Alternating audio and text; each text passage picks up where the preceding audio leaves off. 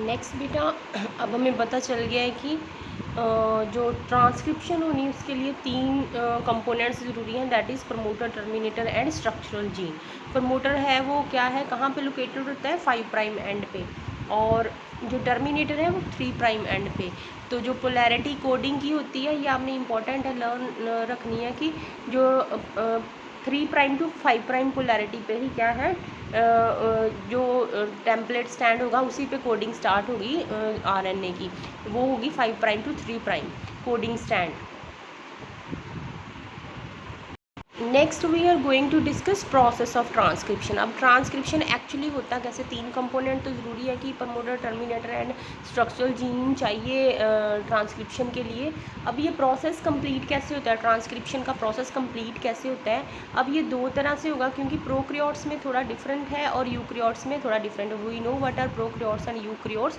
Prokaryotes हैं जो primitive sales हैं जिनमें न्यूक्लियर जो है न्यूक्लियस नहीं होता, न्यूक्लियर एनवेल्प नहीं होता, सिर्फ genetic material as it is ही पड़ा होता है, वो प्रोक्रियोट्स होते हैं। यूक्रियोट्स में प्रॉपर जो है न्यूक्लियर मेम्ब्रेन प्रेजेंट होती है, उसके अंदर जेनेटिक मटेरियल होता है। तो ये मेन डिफरेंस है प्रोक्रियोट्स एंड यूक्रियोट्स में। तो प्रोक्रियोट्स की पहले हम देखेंगे, जैसे प्रिमिटिव सेल्स थे, बैक्टीरिया था या ऐसे सेल यूनिसेलुलर जो है सेल्स, उनमें उनके अंदर जो ट्रांसक्रिप्शन का प्रोसेस है वो कैसे होता है। अब ये डिफरेंस भी साथ साथ में चलेगा साइमल्टेनियसली कि transcription in prokaryotes and transcription in eukaryotes, what are the differences.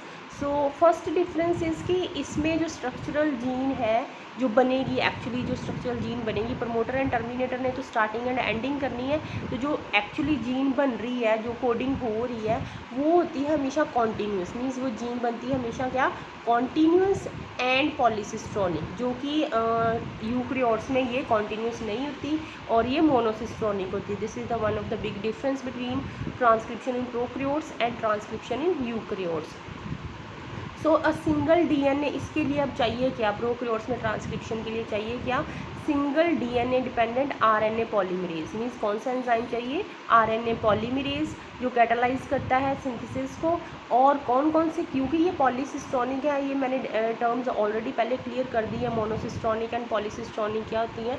तो पॉलीसिस्ट्रॉनिक जो है मीन्स कि एक ही कोडिंग के साथ कितनी प्रोटीन्स की इंफॉर्मेशन जो है वो कोड हो जाना एक ही मैसेज में, एक ही एमआरएनए में, तो वो है पॉलीसिस्ट्रॉनिक कंडीशन। वो प्रोक्रियोट्स में होती है, यूक्रियोट्स में मोनोसिस्ट्रॉनिक कोडिंग होती है। तो पॉलीसिस्ट्रॉनिक है तो इसलिए जो आरएनए बनेंगे उसमें एमआरएनए, टीआरएनए और आरआरएनए की सिंथेसिस जो है वो साथ में ही हो जाएगी। द प्रोसेस कंसिस्ट ऑफ, इसमें भी 3 स्टेप्स हैं। ये जो ट्रांसक्रिप्शन है, पहले इनिशिएशन होगा, इनिशिएशन में स्टार्टिंग होगी ट्रांसक्रिप्शन की, फिर इलोंगेशन में स्ट्रक्चरल जीन का इलोंगेट होना, और टर्मिनेशन में जब एक पॉइंट आएगा जहाँ पे वो ट्रांसक्रिप्शन रुक जाएगी। तो व्हाट इज़ इनिशिएशन, इनिशिएशन के लिए क्या चाहिए, आरएनए पॉलीमरेज। पॉलीमरेज जिसने कैटालाइज करना है प्रोसेस को, आरएनए पॉलीमरेज चाहिए, जो बाइंड करता है किसके साथ, प्रमोटर के साथ। एक चीज़ है प्रमोटर है, प्रमोटर आप कह सकते हो कि एक कोई भी कंपोनेंट है जिसके साथ बाइंड करके ही वो अटैच होता है इसके साथ, डीएनए के टेम्पलेट स्ट्रैंड के साथ। Initiate the process of by associating with initiation factor. Means RNA जो पॉलीमरेज एंजाइम है, लुक एट दिस डायग्राम, ये जो बेसिक बताया ये आरएनए पॉलीमरेज एंजाइम है, ये एक इनिशिएशन फैक्टर के साथ बाइंड करेगा। Means that is called sigma factor. ये फैक्टर होगा, ये कोई कंपोनेंट होगा तभी जो है पॉलीमरेज भी काम कर सकता है। पॉलीमरेज ने डायरेक्ट नहीं बाइंड हो जाना टेम्पलेट स्ट्रैंड के साथ डीएनए के, जहाँ पे ट्रांसक्रिप्शन होनी है, तो वो क्या है, उसको भी एक साथ में एक सिग्मा फैक्टर चाहिए, इनिशिएशन फैक्टर। पहले पॉलीमरेज एंजाइम सिग्मा फैक्टर के साथ बाइंड करेगा तो ये कंपोनेंट बनेगा जिसमें सिग्मा फैक्टर और पॉलीमरेज एंजाइम बाइंड करे हैं।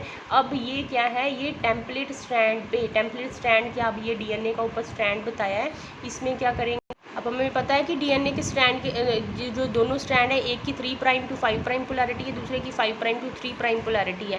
तो जो ट्रांसक्रिप्शन होनी है वो डीएनए का एक ही स्ट्रैंड होगा जिस पर ट्रांसक्रिप्शन होनी, वो होगा जो जिसकी पोलैरिटी 3 प्राइम टू 5 प्राइम है।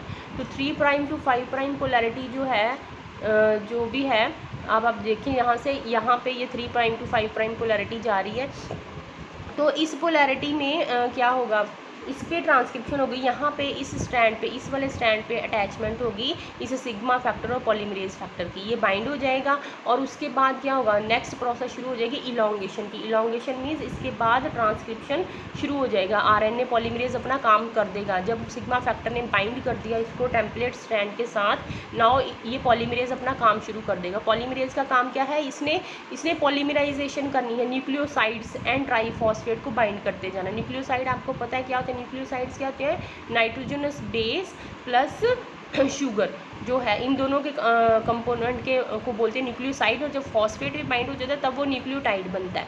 तो न्यूक्लियोसाइड साथ में ट्राईफॉस्फेट मॉलिक्यूल्स लेके इस स्ट्रैंड ने आरएनए पॉलीमरेज ने क्या करना है, टेम्पलेट स्ट्रैंड के ऊपर कोडिंग जो है बेस कॉम्प्लीमेंट्री रूल के अकॉर्डिंग, अगर उस टेम्पलेट स्ट्रैंड पे जी है तो उसके साथ उधर क्या बाइंड करेगा, सी बाइंड करेगा। अगर इधर ए है तो दूसरे पे वो क्या कोडिंग करेगा, टी कोड करेगा। तो इस तरह से कॉम्प्लीमेंट्री रूल के बेस पे आरएनए पॉलीमरेज जो है वो पॉलीमराइजेशन शुरू कर देगा। मीन्स इलॉन्गेशन ऑफ आरएनए की कोडिंग होना शुरू हो जाएगी। कोडिंग कैसी होगी, जैसी सेम टू सेम उसके ऑपोजिट कोडिंग स्ट्रैंड के जैसी होगी। तो एक टाइम आएगा जब ये इस प्रोसेस ने रुकना है, दैट इज़ कॉल्ड टर्मिनेशन। जब ये पॉलीमरेज एंजाइम जो है कोडिंग करते करते आगे पहुंच जाता है रो फैक्टर पे, ये भी एक पर्टिकुलर कंपोनेंट है।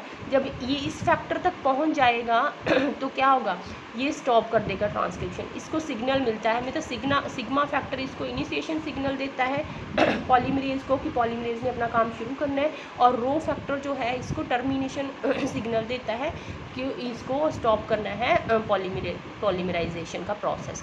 तो ये पॉलीमरेज जो है अपने आप ही जैसे रो फैक्टर के साथ पहुंचता है ये गिर जाता है, सिग्मा फैक्टर गिर गया। अगर पॉलीमरेज एंजाइम से सिग्मा फैक्टर गिर गया रो फैक्टर के मिलते ही, तो क्या होगा, पॉलीमराइजेशन, क्योंकि आरएनए पॉलीमरेज को सिग्मा फैक्टर साथ में चाहिए काम करने के लिए। तब सिग्मा फैक्टर जैसे रो फैक्टर आते ही सिग्मा फैक्टर नीचे गिर गया तो क्या हो जाएगी, पॉलीमरेज अपना काम अपने आप ही ख़त्म कर देगा, रोक देगा। तो और वो भी साथ में आरएनए पॉलीमरेज भी साथ में ही क्या होगा, गिर जाएगा।